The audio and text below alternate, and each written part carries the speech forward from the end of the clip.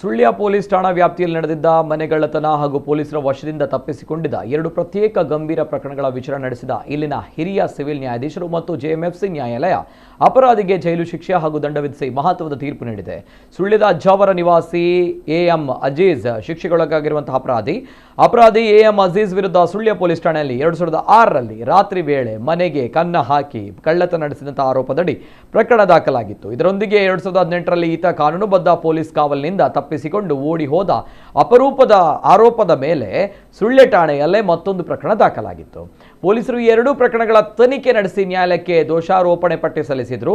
ಈ 2 ಪ್ರಕರಣಗಳ ಸುದೀರ್ಘ ವಿಚಾರಣೆ ನಡೆಸಿದ ಮಾನ್ಯ ನ್ಯಾಯಾಧೀಶರಾದ ದಮಯಂತಿಯವರು ಆರೋಪಿಯ ಮೇಲಿನ ಎಲ್ಲಾ ಡಿಜಿಟಲ್ ಹಾಗೂ ಸಾಂದರ್ಭಿಕ ಸಾಕ್ಷ್ಯಗಳು ಸಾಬೀತಾದ ಹಿನ್ನೆಲೆ ಅಪರಾಧಿ ಎಂದು ಪರಿಗಣಿಸಿ ಶಿಕ್ಷೆ ಪ್ರಕಟಿಸಿದ್ದಾರೆ.